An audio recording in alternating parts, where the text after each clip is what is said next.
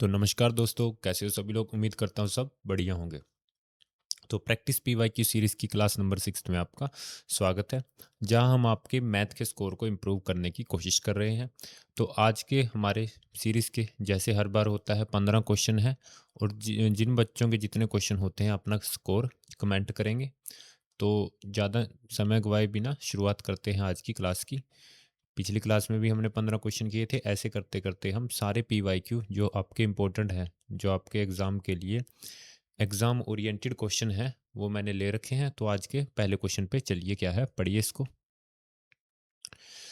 A circular clock has radius 14 centimetre. Calculate the distance covered by the tip of a minute hand in 30 minutes assuming it is a position at the edge of a clock face. यानी एक वृत्ताकार घड़ी की त्रिज्या 40 centimetre है। अगर मैं घड़ी बनाऊं, मान लीजिए आपकी घड़ी बना रहा हूं मैं, उसकी रेडियस कितनी दे रखी है? 40 सेंटीमीटर। यानी ये कितनी है? 40 सेंटीमीटर है। 40 कह रहा मैं, 14 सेंटीमीटर। मिनट की सुई की नोक द्वारा 30 मिनट में तय की गई दूरी की गणना कीजिए। मतलब अगर ये यहाँ थी सुई आपकी, तो 30 मिनट में ये तय कर कर कहाँ आ जाएगी? मिनट की सुई। मान लीजिए मैं आपकी मिनट की सुई यहाँ बना देता हूँ। एक बार और बनाकर घड़ी में आपको दिखाता हूँ। ये आपकी क्लॉक है, इसने कहा है, और ये आपकी मिनट की सुई है। ये रही। ठीक है। अब वो 30 मिनट में कितना ट्रैवल करेगी मिनट की सुई? पूरा का पूरा आधा यहाँ तक आ जाएगी। यहाँ तक आ जाएगी। और ये ही पूछा है उसने, ये इतना एरिया कैलकुलेट करना है हमें इसका। तो यानी मिनट की सुई की नोक द्वारा 30 मिनट में तय की गई दूरी की गणना कीजिए। अच्छा, एरिया नहीं निकालना, हमें दूरी निकालनी है। यानी ये निकालना है, यहाँ से लेकर यहाँ तक की दूरी, ये रेड वाली यहाँ से लेकर यहाँ तक की दूरी निकालनी है। तो बहुत आसान है। ये पूरा 2 पाई आर और आधा पाई आर, यानी पूरा चारों तरफ अगर मैं चक्कर लगाऊं तो सरकमफ्रेंस पे लगाया मिनट की सुई ने, तो ये क्या हो जाएगा हमारा? 2 पाई आर। और आधे घंटे के लिए आधा चक्कर लगाया, क्योंकि 1 घंटे के लिए पूरा चक्कर लगाती है मिनट की सुई। तो आधे घंटे के लिए कितना लगाएगी? आधा चक्कर, यानी 2 पाई आर की हाफ। तो क्या हो जाएगा? Pi into are. पाई की वैल्यू 22/7 लेनी है, यहाँ क्या रखा है देखो। और रेडियस हमारी कितनी है? 14। तो 7 से 2 पे गया, तो आपका आंसर हो जाएगा 44। एक तो ये तरीका है। और एक आपको जो लेंथ ऑफ आर्क निकालने का फॉर्मूला होता है आपका एरिया ऑफ सेक्टर करते हैं जब हम, यानी एक बार और बता दूं मैं। एक तो ये तरीका है, और एक क्या है, अगर आपको आर्क की लेंथ निकालने के लिए दे दे, मतलब ये निकालने के लिए दे दे, ये यहाँ से कोई एंगल थीटा बना रही है ये आर्क, ये एंगल थीटा बना रही है, और ये निकालने के लिए दे दे तब कैसे निकाल लेंगे?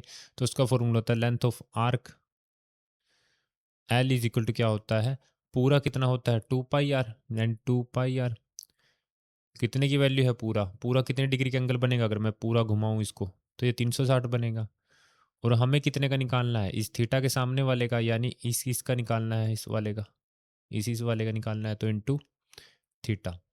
अब आपने देखा आधा घंटा हुआ है, मतलब पूरा चक्कर लगाता 360 डिग्री, आधे घंटे में लगाएगा आधा चक्कर, यानी 180 डिग्री। तो क्या होगा? 2 पाई आर इंटू 180 डिग्री बटे 360। 18 से 2 पे, 2 से 2 पे, पाई आर अभी निकालना है हमने। वैल्यू क्या आई थी? Option number A. तो उम्मीद करता हूँ समझ में आया होगा। चलिए नेक्स्ट क्वेश्चन देखिए आपका क्या है, पढ़िए इसको। x-1/x की वैल्यू दी है 3। Find the value of x की पावर 4 प्लस 1/x की पावर 4। अलजेब्रा से क्वेश्चन है, बहुत सिंपल है, ध्यान से देखिएगा। आगे से आपको ऐसा क्वेश्चन आ जाए, 2-3 कंसेप्ट कराऊंगा इंपॉर्टेंट इंपॉर्टेंट, बहुत ध्यान से देखिएगा। देखिए कैसे करने हैं वो देखिए। अगर आपको x+1/x दे दे और उसकी वैल्यू दे दे n, ठीक है, दे दी। अब इससे आपको कहे x² + 1/x² निकाल लो, ठीक है। फिर क्या, x की पावर +1/x की पावर 4 निकाल लो, और x की पावर 8 + 1/x की 8 ये निकालने के लिए कह दे, यानी इसका स्क्वायर करते जा रहे हैं, इसका स्क्वायर होगा ये, इसका स्क्वायर होगा ये और इसका स्क्वायर होगा ये, मतलब पावर को स्क्वायर नहीं दुगुना करते जा रहे हैं। तो क्या करेंगे, इसका स्क्वायर करेंगे और -2, ठीक है। फिर क्या करेंगे, अब स्क्वायर से जाना है हमें 4 पे, दुगुना करना है, तो यानी फिर इसका स्क्वायर करेंगे, एक्स स्क्वायर -2 का स्क्वायर करेंगे और फिर क्या करेंगे 2 से माइनस, ठीक है। और अब इससे इस पे दुगुने पे जाना है तो क्या करेंगे, इस सारे का स्क्वायर करेंगे, एन स्क्वायर -2 का स्क्वायर का -2 का स्क्वायर -2, ठीक है। यानी आपको ये तो ध्यान रखना ही नहीं है, ये चीज़ मैंने कराई, ये आपको ध्यान नहीं रखना है। आपको मेनली ध्यान क्या रखना है, अगर हम पावर का दोगुना करेंगे, दो गुना करेंगे, तो हमें क्या करना है, इसको दुगुना करके -2 इसका स्क्वायर करके क्या करना है, स्क्वायर करके -2 करना है, ठीक है। कब करना है, जब प्लस का केस हो, प्लस का केस हो, प्लस का केस हो, प्लस का केस हो। और अगर माइनस का केस आ जाए, माइनस से प्लस में कहे, तो क्या करेंगे, हम इस -2 की जगह जगह क्या करेंगे, +2, बस इतना सिंपल है, -2 की जगह +2। अब देखो हमें क्या करना है, देखो अब देखो आंसर कैसे दोगे आप। अब हम x से कहाँ जाएंगे, स्क्वायर पे, एक्स स्क्वायर पे जाएंगे, तो यानी इसका दुगुना करके प्लस पे जाएंगे, इसका दो गुना करके क्या हो जाएगा, +2, क्योंकि माइनस से किस पे जा रहे हैं, प्लस पे, और कभी भी माइनस से प्लस पे जाएंगे तो हम करेंगे +2, अगर प्लस से प्लस पे जा रहे हैं तो फिर करेंगे -2, और माइनस से माइनस पे जा रहे हैं, उसके लिए जब आएगा क्वेश्चन मैं बता दूंगा, कोई बड़ी बात नहीं है। तो क्या आ गया 11। अब हम इस स्क्वायर से कहाँ जाएंगे, सीधा 4 पे, पावर का दुगुना करते जा रहे हैं ना, तो इसका भी क्या करेंगे, स्क्वायर कर कर, अब क्या करेंगे, माइनस करेंगे कि प्लस करेंगे, ध्यान से देखिए, प्लस से हम कहाँ जा रहे हैं, प्लस पे, और जब प्लस से प्लस जाते हैं तो माइनस करते हैं। तो 11 का स्क्वायर 121 -2 क्या आ जाएगा, 119 आपका आंसर आ जाएगा, ऑप्शन ए आप आंसर दे सकते हो। तो उम्मीद करता हूँ इतना समझ में आया होगा। आगे अगर माइनस का केस आएगा, अगर माइनस करने के लिए कहे और एक्स की क्यूब आ जाए तो अब क्या करेंगे, तो मैं सारे कराऊंगा धीरे धीरे, आप इतना ही अभी लिख लीजिएगा। भी हमें क्या करना है, अगर पावर का दुगुना कर रहे हैं तो स्क्वायर कर कर, प्लस के केस में तो क्या करेंगे -2, प्लस के केस में क्या करेंगे -2, और माइनस के केस में करेंगे +2। तो चलिए नेक्स्ट क्वेश्चन देखिए, ये तो बहुत सिंपल है। 2.5% निकालना है 200 का, तो मल्टीप्लाई परसेंट का हट करके आ जाएगा 100, 10 पॉइंट का हट कर डेसिमल का 200 कट गया, ये आपका आंसर 5 आ गया।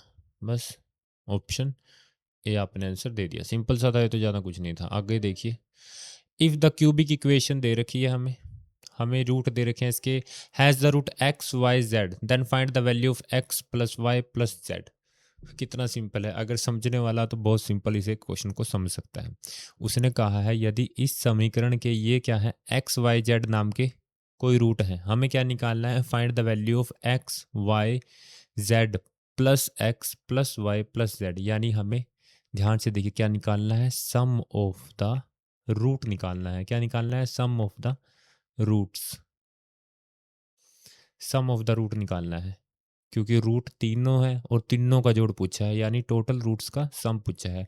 और सम ऑफ द रूट क्या होता है हमें पता हो अगर किसी को, अगर नहीं पता तो ध्यान से देखिएगा, सम ऑफ द रूट हमारा होता है -b/a, and product of the root हमारा होता है, प्रोडक्ट ऑफ द रूट हमारा होता है c/a। बस अब ये b/a c/a क्या है, अगर आपकी इक्वेशन क्यूबिक ना होकर क्वाड्रेटिक सिंपल इक्वेशन हो, तो आपकी इक्वेशन ये होती है ax² + bx + c = 0।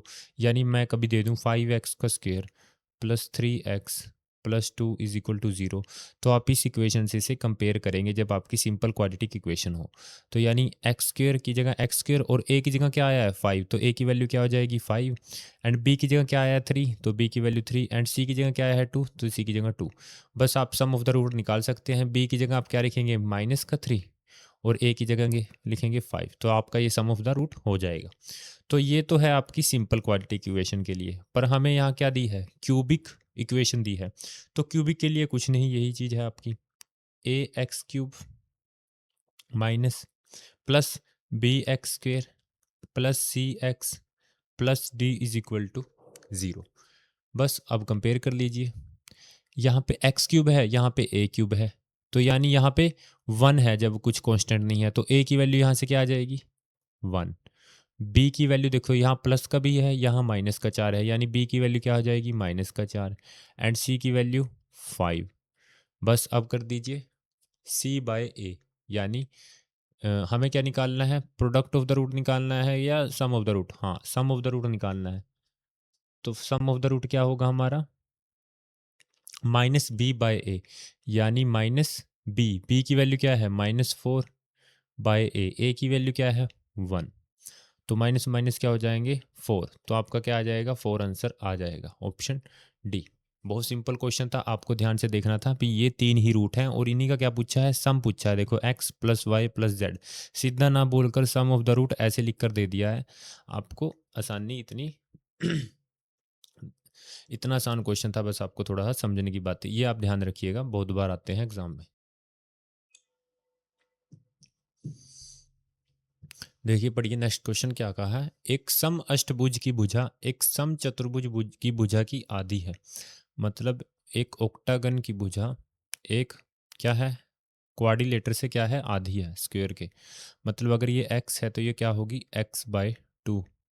ठीक है, यदि चतुर्भुज का परिमाप 20 सेंटीमीटर है, चतुर्भुज का परिमाप क्या है 20 सेंटीमीटर है, तो अष्टभुज का परिमाप क्या होगा, परिमाप क्या होगा चतुर्भुज का 4x, स्क्वायर है 4x, परिमाप क्या होता है perimeter 1x 2x 3x 4x, वो किसके बराबर है 20 के, तो यहाँ से x की वैल्यू क्या आ जाएगी 5, यानी x की वैल्यू 5 है, तो इसकी कितनी होगी 5/2 आधी। हमें अष्टभुज का परिमाप निकालना है, तो अष्टभुज में कितनी साइड होती है हमारी 8, तो गुणा 8 कर देंगे, 1 की 5 है तो 8 की कितनी होगी 20, ऑप्शन बी, सिंपल सा था ये तो। देखिए next question, the number of diagonal in hexagon, चलो अब डायगनल देखो कैसे निकालते हैं हम। तो कभी भी नंबर ऑफ डायगनल निकालने के लिए कहे, नंबर ऑफ डायगनल आपको कैसे निकालना है, देखिए नंबर ऑफ डायगनल निकालने के लिए हमें क्या करना है n इंटू एन माइनस 3/2, ये आपको फॉर्मूला इसका ध्यान रखना है, इसमें और कुछ नहीं कर सकते हम। नंबर ऑफ डायगनल क्या होता है n into N minus 3/2, n क्या है number of side, where n is equal to number of side, भुजाओं की संख्या कितनी है। अब हेक्सागन है तो यानी नंबर ऑफ साइड कितनी है, नंबर ऑफ साइड हमारी 6 है, तो यानी n की वैल्यू क्या है, n की वैल्यू क्या है 6, 6 इंटू 6 माइनस 3/2, 2 से 3 पे गया 9 आ जाएगा मल्टीप्लाई कर कर, तो आपका आंसर हो जाएगा बी। तो आपको ये ध्यान रखना है, बहुत इंपॉर्टेंट चीज़ है आपके लिए। चलिए नेक्स्ट क्वेश्चन देखिए आपका क्या है। तो देखिए पढ़िए इस क्वेश्चन को, creating a frustum a right circular cone is sliced parallel to its base. तो फ्रस्ट्रम बनाने के लिए एक सर्कुलर कोन को हम बेस के पैरेलल से काट देते हैं, देखो ऐसे काट दिया। अब the height of the original cone is 30 centimetre, यानी ये ओरिजिनल कोन की हाइट कितनी दी है 30 centimetre, and the cut is made 10 centimetre from the vertex, यानी वर्टेक्स से 10 सेंटीमीटर पर कट लगाया है, यानी ये कितनी होगी हमारी छोटे कोण की दूरी 10 सेंटीमीटर। तो what is the ratio of the volume of frustum, ratio लेनी है हमें किसकी, volume of frustum upon volume of entire कोण, पूरे कोण की, ये हमें फाइंड आउट करना है। तो फ्रस्ट्रम क्या होगा हमारा, फ्रस्ट्रम अब ये बनेगा, देखो ये जो हमारी ये उल्टी टप है ना, टप होती है जो, ये उल्टी कर देते हैं हम, या टप की जो शेप होती है ये फ्रस्ट्रम की शेप की होती है हमारी, ये चीज़ ये हमारी होती है फ्रस्ट्रम। ठीक है, अच्छा अगर इसकी मैं वॉल्यूम की बात करूं वो लिखवा देता हूं, वैसे यहाँ ये चीज़ नहीं लगेगी इसकी, वॉल्यूम ऑफ फ्रस्ट्रम हमारी क्या होगी, क्या होगी 1/3 पाई अब दो रेडियस हैं, निचले वाली बड़ी रेडियस को हम कैपिटल आर लेते हैं और छोटी वाली को स्मॉल आर। तो क्या होगी 1/3 pi r square plus small r square plus दोनों को मल्टीप्लाई कर देंगे इनटू एच। बिल्कुल सेम टू सेम कोण जैसा ही फॉर्मूला होता है, बस कोण में क्या है, अब मैं वॉल्यूम ऑफ कोण का भी लिख देता हूँ। वॉल्यूम ऑफ कोण में क्या है आपका, कोण में आपका 1/3 पाई आर स्क्वेयर एच होता है। अब यहाँ दो रेडियस है तो इसके लिए ये हो जाएगा। तो हमें क्या लेनी है, वॉल्यूम ऑफ फ्रस्ट्रम। और वॉल्यूम ऑफ फ्रस्ट्रम हमारी क्या कैसे आएगी, ये रेड वाले की सारे की, जब हम पूरे कोण की वॉल्यूम में से ऊपरले वाले कोण के वॉल्यूम को माइनस कर देंगे तो ये आ जाएगी, यानी वॉल्यूम ऑफ एंटायर कोण माइनस वॉल्यूम ऑफ स्मॉल कोण। नीचे वॉल्यूम ऑफ एंटायर कोण तो है ही है, और वॉल्यूम ऑफ एंटायर कोण हमारी क्या होगी 1/3 पाई आर स्क्वेयर एच, और वॉल्यूम ऑफ स्मॉल कोण भी क्या होगी 1/3 पाई आर स्क्वेयर एच। यानी जो आपकी वॉल्यूम है वो आपकी डायरेक्टली किस पे डिपेंड होगी, आपकी हाइट पे। किस पे डिपेंड होगी, वॉल्यूम डायरेक्टली डिपेंड होगी आपकी हाइट पे। जिसकी जितनी हाइट होगी उसका क्यूब कर देंगे तो हमारी क्या आ जाएगी, वॉल्यूम आ जाएगी। तो यानी यहाँ पे हाइट कितनी है 10 और यहाँ पे कितनी है 30। यानी अगर मैं स्मॉल कोण और फुल कोण की हाइट लूँ, वो वॉल्यूम लूँ, तो वॉल्यूम ऑफ कोण यानी और वॉल्यूम ऑफ एंटायर कोण क्या होगा 10/30, दोनों का क्यूब करना है। तो क्या आ जाएगा 1 का क्यूब 1 और 3 का क्यूब 27। तो यानी वॉल्यूम ऑफ एंटायर कोण तो क्या होगी हमारी 27। तो नीचे तो क्या आएगा 27, ऊपर क्या होगा वॉल्यूम ऑफ एंटायर कोण में से हम क्या माइनस करेंगे, वॉल्यूम ऑफ स्मॉल कोण, यानी 27 में से एक गए 26। तो आपका ये रेशो आ जाएगा। आप आंसर डायरेक्टली भी दे सकते हो, इतना कोई डिफ़िकल्ट नहीं है ये तो मुझे समझाने के लिए इतना करना पड़ा। ये मैंने इसका क्यूब क्यों लिया, अगर मैं इसका क्यूब ना लूँ तो और क्या लूँ, देखो 1/3 pi r square H. Radius पे तो डिपेंड ही नहीं कर रहा, हाइट पे डिपेंड कर रहा है, तो ये रेडियस भी किसका काम करेगी, हाइट का। तो क्या हो जाएगी एच क्यूब, 1/3 पाई से नीचे 1/3 पाई कट जाएगा। तो यानी वॉल्यूम हमारी डायरेक्टली डिपेंड होगी हाइट पे। और वॉल्यूम ऑफ फ्रस्ट्रम मैंने इसलिए लिखवा दिया, कई बार डायरेक्ट क्वेश्चन आ जाते हैं, सीधा वॉल्यूम ऑफ फ्रस्ट्रम पूछ लेता है और दोनों रेडियस दे देता है, तो आपको फॉर्मूला ध्यान होना चाहिए इसका। और शेप तो आपके ध्यान हो ही गई होगी। देखिए नेक्स्ट क्वेश्चन पढ़िए।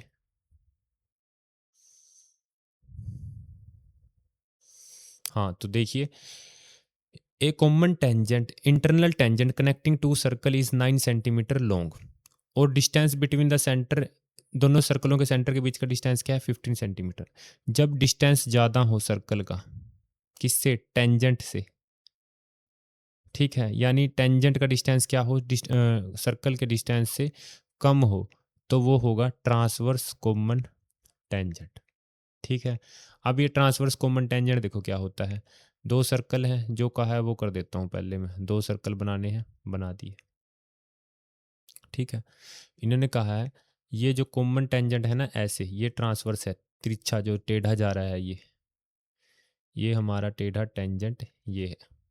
ठीक है, ये दिया है यहाँ से लेकर यहाँ तक कितना 9 सेंटीमीटर का, और ये यहाँ से लेकर यहाँ तक की दूरी कितनी दी है इनके बीच की, ये दी है 15 सेंटीमीटर। देखो ना, the common internal tangent connecting two circle is 9 centimetre long, the distance between the centre is 15 centimetre, if the larger circle has radius 8 centimetre, ये कितनी दी है 8, तो स्मॉल की निकालनी है, यानी ये निकालनी है एक्स। तो ट्रांसवर्स कॉमन टेंजेंट निकालने का फॉर्मूला हमारा क्या होता है, root D square minus R. अब ये देखो प्लस का साइन बन गया ना इनका, देखो प्लस का ये, तो आपको याद रखना है ये बीच में क्या आएगा आर प्लस आर का स्क्वायर, ये तो है ट्रांसवर्स का।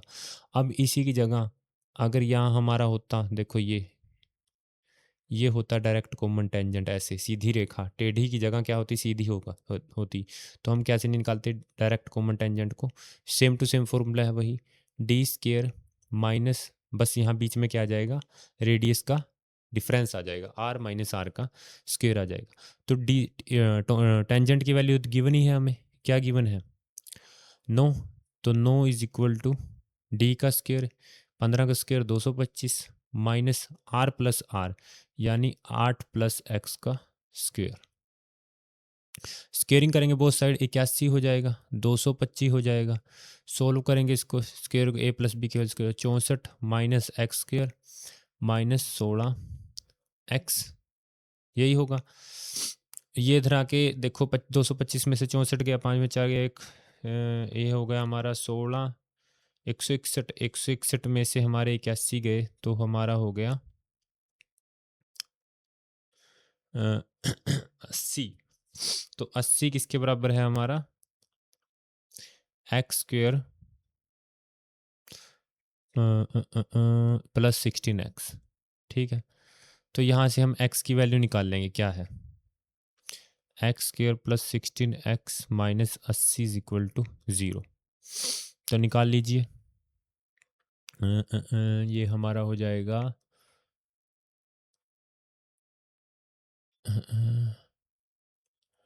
क्या बन जाएंगे इसके फैक्टर,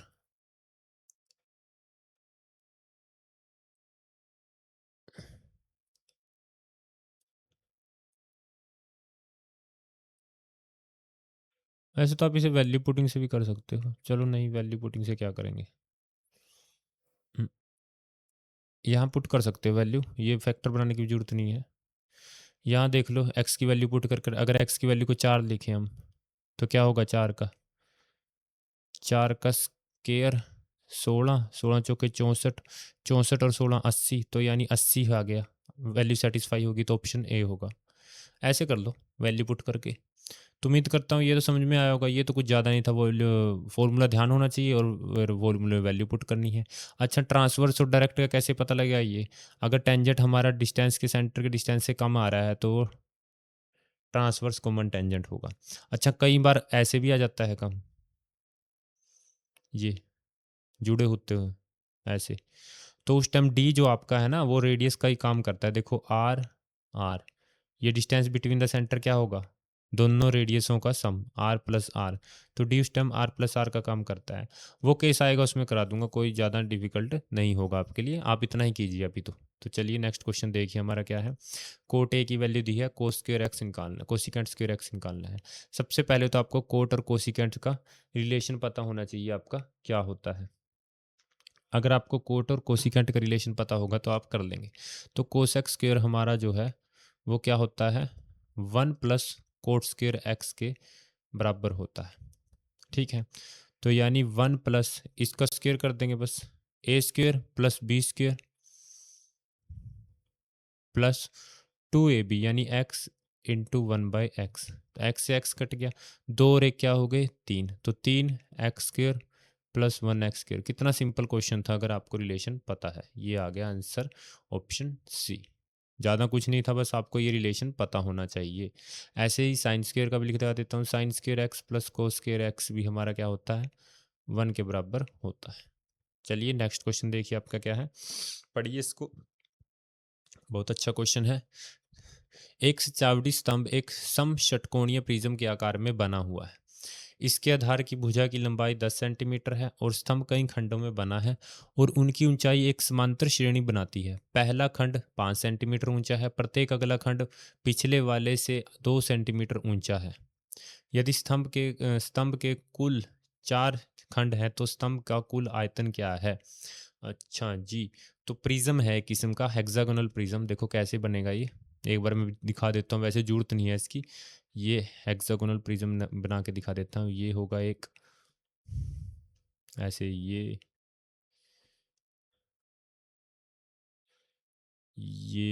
वाला, ये वाला, ये वाला, ये हेक्सागन बन गया हमारा, और ये ऐसे जुड़े हुए हैं, ये ऐसे ऐसे जुड़े हुए हैं ये। ठीक है, विभिन्न विभिन्न खंडों में ऐसे जुड़े हुए हैं, देखो ऐसे जुड़ रहे हैं ये बनी है हमारी शेप वो। ठीक है, ये hexagonal decorative column is made in the shape of regular hexagonal prism, जिसकी साइड ऑफ लेंथ कितनी है 10 सेंटीमीटर। ये हर एक 10 सेंटीमीटर की भुजा है इसकी। ठीक है, ठीक है, तो हमें क्या निकालना है, अब ये देखो क्या क्या है, first section is 5 centimetre toll and each section is subsequent section 2 centimetre toll. मतलब अगर एक की 5 सेंटीमीटर है तो उससे अगले सेक्शन की कितनी होगी, 2-2 सेंटीमीटर बढ़ती चली जाएगी। यानी अगर ये 5 है तो इससे 2 ये 7, ये 9, ये 11, कितने सेक्शन है टोटल, 4 सेक्शन है। ठीक है, अब देखिए क्या निकालना है, वॉल्यूम ऑफ कोन निकालना है। प्रिज्म के केस में आपका फॉर्मूला याद रखना है, आपको वॉल्यूम कैसे निकाल लेंगे। वॉल्यूम ऑफ प्रिज्म आप कैसे निकाल लोगे, अलग अलग शेप में मैं दिखा देता हूँ। वॉल्यूम ऑफ प्रिज्म हमारा क्या होगा, बेस एरिया इनटू हाइट। कितना सिंपल फॉर्मूला, देखो बेस एरिया इनटू हाइट, बस बेस का एरिया लेना है इनटू हाइट। मान लो, देखो कैसे, कल आपका स्क्वायर आ जाए और फिर क्या कह दे, हेक्सागोनल की जगह स्क्वायर प्रिज्म का एरिया निकाल लो, ना वॉल्यूम निकाल लो। देखो ऐसे, तो आप कैसे निकाल लोगे, देखो तो आप कैसे निकालो, तो उसमें क्या होगा, बेस एरिया, अभी ऊपर बताया है बेस एरिया, बेस एरिया क्या होगा इसका, साइड का स्क्वायर, क्योंकि साइड नीचे बेस क्या है, स्क्वायर है, तो साइड का स्क्वायर इनटू हाइट, बस कितना सिंपल है, पता लग गया ना ये। अब यहाँ देखो, अब इसका बेस एरिया कैसे निकलेगा हेक्सागन का, मान लीजिए मैंने ये हेक्सागन बना लिया रफली सा, ये बना लिया, तो हेक्सागन है ना जो हमारा, वो हमारा बनता है, देखो कैसे, ये मिलाओ, ये मिलाओ, ये मिलाओ, ये मिलाओ, ये मिलाओ, यानी एक ट्रायंगल, दो ट्रायंगल, तीन ट्रायंगल। अगर ये 10 सेंटीमीटर है, ये भी 10 सेंटीमीटर है, ये भी 10, तो ये भी 10-10 के ही होंगे सब। तो यानी ये 6 इक्विलेटरल ट्रायंगल से मिलकर बना है, 1 2 3 4 5 6। हेक्सागन हमारा 6 इक्विलेटरल ट्रायंगल से बना हुआ है। यानी इसका बेस एरिया क्या होगा, 6 into area of equilateral triangle. अब जिस बच्चे को इक्विलेटरल ट्रायंगल का एरिया पता है वो इस क्वेश्चन को आसानी से कर सकता है। देखो कैसे, एरिया ऑफ इक्विलेटरल ट्रायंगल हमारा क्या होता है, मैं लिखवा देता हूँ। एरिया ऑफ इक्विलेटरल ट्रायंगल क्या होता है, √3/4 a square, where a is the side, a ये 10 सेंटीमीटर है साइड। तो यानी यहाँ क्या हो जाएगा, अगर मैं टोटल फॉर्मूला लिखूँ, 6 into √3/4 a square into height. और हाइट हमारी क्या हो जाएगी, टोटल हाइट हमारी कितनी होगी, अगर 4 सेक्शन है और प्रत्येक सेक्शन पहले वाले सेक्शन से 2-2 सेंटीमीटर टालर होता जा रहा है, यानी पहला 5 है, 4 सेक्शन, दूसरा कितना होगा 7, उससे अगला 9, उससे अगला 11, तो टोटल हमारी हाइट कितनी होगी, जोड़ दो इसको, ये हमारी हो गई 32। तो बस वैल्यू पुट करो और आंसर निकाल लो, 6 × √3, ए का स्क्वायर यानी 10 का स्क्वायर 100 इंटू हाइट, हाइट कितनी है 32/4, 4 से 25 पे गया, 25 से 6 150, 150 से 32 को गुणा करेंगे तो हमारा 30, 3 15 45, 4800√3, ये हमारा आंसर होगा ऑप्शन बी। तो आपको मेनली याद क्या रखना है, वॉल्यूम ऑफ प्रिज्म कैसे निकलता है, बेस का एरिया इनटू टोटल हाइट जो हमारी बनती है। तो उम्मीद करता हूँ समझ में आया होगा, बहुत अच्छा क्वेश्चन था, मेंस का क्वेश्चन था ये आपका सीजीएल। तो चलिए नेक्स्ट क्वेश्चन देखिए, आपको पढ़िए इसको। एक डिलीवरी वैन 60 किलोमीटर प्रति घंटा की स्थिर चाल से यात्रा करते हुए निश्चित मार्ग को 1 घंटे और 45 मिनट में पूरा करती है। यदि यातायात के कारण लगने वाला समय 15 मिनट बढ़ जाता है तो मार्ग को पूरा करने में वैन की औसत चाल में कितने प्रतिशत की कमी होगी। अब डिस्टेंस यहाँ क्या है, निश्चित मार्ग है यानी डिस्टेंस कांस्टेंट है। डिस्टेंस क्या है, कांस्टेंट। बिल्कुल सिंपल तरीके से इस क्वेश्चन को करेंगे, डिस्टेंस कांस्टेंट है। अगर डिस्टेंस कांस्टेंट है, speed is equal to distance upon time, यानी स्पीड क्या होगी, इन्वर्सली प्रोपोर्शनल होगी टाइम के, यानी टाइम का रेसिप्रोकल होगी स्पीड। यानी अगर टाइम पहले कितना था और टाइम बिफोर कितना है बी, टाइम आफ्टर कितना है, दोनों का रेशो ले लेते हैं। पहले टाइम कितना था 1 घंटा 45 मिनट, यानी मिनट में चेंज कर लो तो हमारा हो जाएगा 105 मिनट। और अब कितना है, 15 मिनट बढ़ जाते हैं तो अब कितना हो जाएगा, 105 में 15 जोड़ देंगे 120 हो जाएगा। सोल्व कीजिए रेशो को, ये होगा 21 और ये होगा 24, यानी 21 से 24 हो गया टाइम। टाइम का रेशो। स्पीड क्या होगा, स्पीड का रेशो क्या होगा, इसका रेसिप्रोकल, यानी 24 इधर आ जाएगा, 21 इधर। तो ध्यान से देखिए कितने यूनिट की कमी आई, 3 की। कितने पे आई, 24 पे। परसेंटेज के लिए, प्रतिशत के लिए 100, 3 से 8 पे गया, 8 से कितने पे, 12.5 पे। तो आंसर हमारा क्या होगा, 12.5%। अब यहाँ पे प्रतिशत नहीं है तो प्रतिशत को हटा देते हैं, तो नीचे 100 आ जाएगा, तो ये 0 यहाँ आ जाएगी, 0.125, ऑप्शन बी। बिल्कुल सिंपल मेथड से क्वेश्चन को किया है, ज़्यादा लंबा नहीं खींचा है इस क्वेश्चन को। तो चलिए नेक्स्ट क्वेश्चन देखिए, ये भी आपका समय दूरी से ही है। पढ़िए, एक छात्र अपने घर से स्कूल 4 किलोमीटर प्रति घंटा की चाल से चलता है और 15 मिनट देरी से पहुंचता है। यानी अगर उसका ओरिजिनल टाइम पहुंचने का ये था तो उससे 15 मिनट लेट पहुंचा पहले तो, ठीक है। यदि वह अपनी चाल बढ़ाकर 6 किलोमीटर प्रति घंटा करता है तो वह 5 मिनट पहले पहुंच जाता है। यानी 5 मिनट पहले पहुंच गया। कहाँ 15 मिनट लेट था, 5 मिनट पहले पहुंच गया। यानी टोटल डिफरेंस कितना है टाइम का, 20 मिनट का फ़र्क आया। एक तो 15 मिनट पहले, यानी 15 मिनट तो वो हो गए, एक 5 मिनट पहले, 15 मिनट बाद पहुंचता है, एक 5 मिनट पहले, तो 20 मिनट का फ़र्क आया ना टोटल। तो घर से स्कूल की दूरी ज्ञात कीजिए कितनी है। तो ऐसे क्वेश्चन को करने के लिए आपको क्या करना है, सिंपली आपको एक चीज़ को ध्यान रखना है, वो देखिए आपको कैसे करनी है। ज़्यादा कुछ नहीं करना होता है इन क्वेश्चनों में। आपको सबसे पहले आपको क्या निकालना है, इसका डिफरेंस ऑफ टाइम। टाइम का डिफरेंस पता होना चाहिए आपको, क्या बनता है इसमें। अगर आपको डिफरेंस ऑफ टाइम पता है तो आप इस क्वेश्चन को बहुत आसानी से कर सकते हैं। एक आपने इसकी स्पीड देखी, पहले स्पीड कितनी थी, 4 किलोमीटर प्रति घंटा, और फिर स्पीड में कितना चेंज आया, 4 किलोमीटर से कितनी हो गई, 6 किलोमीटर। यानी स्पीड क्या हुई है, इंक्रीज हुई है। दूरी क्या है, निश्चित है। वैसे रेशो मेथड से भी हम इसे कर सकते हैं, परंतु मैं आपको इसका एक सिंपल फॉर्मूला बताता हूँ जिससे आप इसे बहुत सिंपल सिंपल और बहुत अच्छे तरीके से कर सकते हैं। एक तो मैं आपको बताऊंगा डिफरेंस ऑफ टाइम के बीच में, और एक मैं बताऊंगा आपका अगर टाइम का डिफरेंस नहीं दिया हो, सिंपल आपका टाइम गिवन हो, तब आप कैसे डिस्टेंस निकाल लोगे, वो भी आपको पता होना चाहिए। तो इसके लिए आपको क्या याद रखना है, देखिए आपको क्या करना है, d इज इक्वल टू,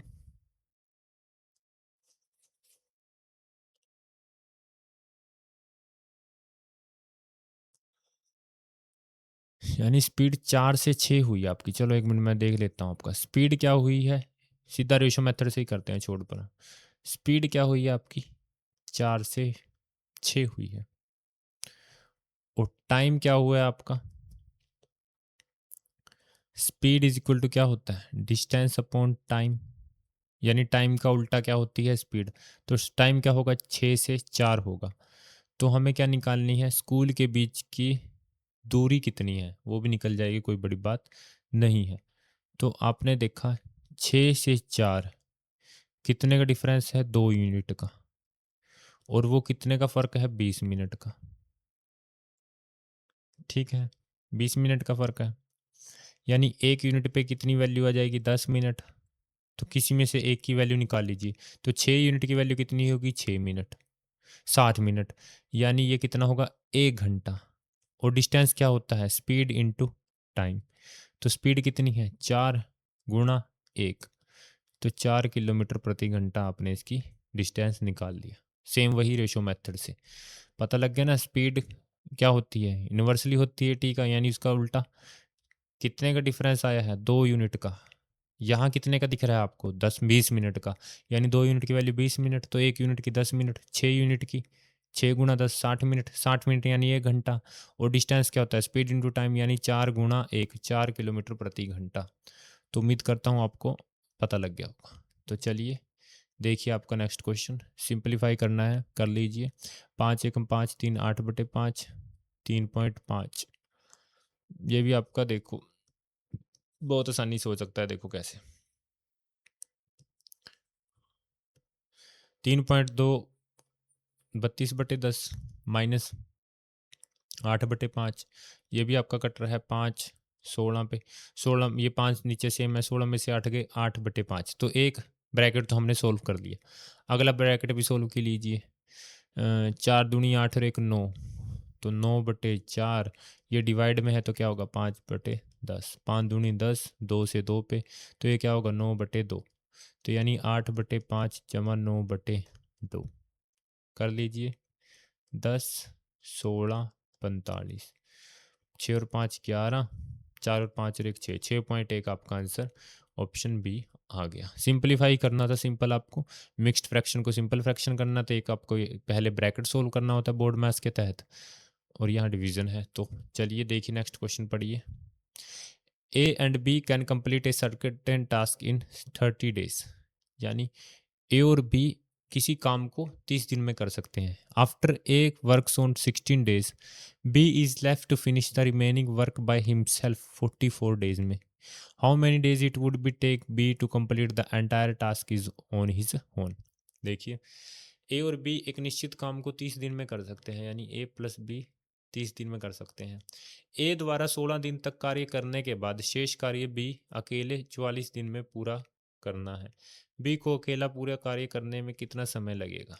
अब यहाँ कार्य गिवन नहीं है, तो मान लीजिए वर्क क्या है हमारा 1 यूनिट है, तो एफिशिएंसी क्या होगी, वर्क इज इक्वल टू क्या होता है टाइम इनटू एफिशिएंसी। तो एफिशिएंसी यहाँ से क्या होगी कार्य करने की क्षमता क्या होगी वर्क अपॉन टाइम, यही होगी। यानी ये टाइम कितना है 30 यूनिट है, एफिशिएंसी क्या होगी वर्क, वर्क कितना है 1 और टाइम कितना होगा 1/30, और एफिशिएंसी किसकी होगी ए और बी की, यानी ए प्लस बी हमारा क्या होगा 1/30। तो यहाँ से क्या आ गया 30 a plus 30 b is equal to 1, ये हमारी बन गई एक इक्वेशन। ऐसे ही यहाँ देखो ए वर्क 16 दिन, मतलब ए 16 दिन तक काम करेगा, plus B left to finish the remaining work himself by 44 दिन, जो बचा काम है उसे 44 दिन में पूरा करेगा, फिर वो जाकर 1 यूनिट काम होगा। तो ये हमारी बन गई सेकेंड इक्वेशन। दोनों इक्वेशन को सोल्व कीजिए और ए और बी की वैल्यू निकालिए। दोनों तरफ देखो, दोनों की राइट हैंड सेम है, यानी ये भी 1 के इक्वल है, ये भी 1 के इक्वल है, तो यानी दोनों इक्वेशन आपस में इक्वल है। दोनों इक्वेशन को आपस में इक्वल रखा, ए और बी की यूनिट रेशियो निकाल लेंगे उसकी एफिशिएंसी। तो यहाँ से ये 16 13 ए में से 16 गया 14 और 44 में से 14 बी, तो यानी 14 से 14 गया, तो ए किसके बराबर है बी के। ठीक है, मतलब अगर ए 16 दिन काम करता है तो 16 दिन में 16 यूनिट काम करेगा, बी 44 दिन में 44 यूनिट काम करेगा, क्योंकि दोनों एक एक बराबर हैं, तो 16 और 44 कितना होगा 60, तो टोटल 60 यूनिट काम होगा। और बी कितना करे टाइम लेगा पूरा काम करने को, अगर वो पूरा का पूरा 60 यूनिट काम करे तो 60 दिन लेगा, क्योंकि दोनों बराबर हैं, तो आंसर आपका सी आ जाएगा। यानी अगर मैं ए अपॉन बी लूँ तो 1:1 होगा, यानी ए भी 1 यूनिट काम करता है, बी भी 1 यूनिट काम करता है, तो टोटल काम 60 यूनिट है। अगर 1 यूनिट 1 दिन में करता है तो 60 यूनिट करने के लिए 60 दिन लगेंगे, ऑप्शन सी। तो आज के लिए इतना ही, आपके क्वेश्चन जितने थे मैंने करा दिए हैं, उम्मीद करता हूँ समझ में आया होगा, और अपना स्कोर ज़रूर कमेंट कर दीजिएगा। हाँ एक क्वेश्चन मैं आपको, चलो छोड़ दो बना, वो भी मैं आपको बाद में करा दूंगा। तो उम्मीद करता हूँ आपको समझ में आया होगा, मिलते हैं आपको नेक्स्ट क्लास में। कमेंट जरूर कर दीजिएगा अपना स्कोर, अगर कोई क्वेश्चन नहीं आया वो भी कमेंट कर दीजिएगा, और ज़्यादा से ज़्यादा सपोर्ट कीजिए इस सीरीज़ को, वीडियो को लाइक कर दीजिए, चैनल को सब्सक्राइब कर दीजिए। मैं आगे एक और क्लास लेता हूँ आपकी, फिर एक और क्लास लूँगा रीजनिंग की, उससे भी आपकी अच्छी तैयारी होगी। तो मिलते हैं आपको नेक्स्ट क्लास में, बाय बाय, राम राम।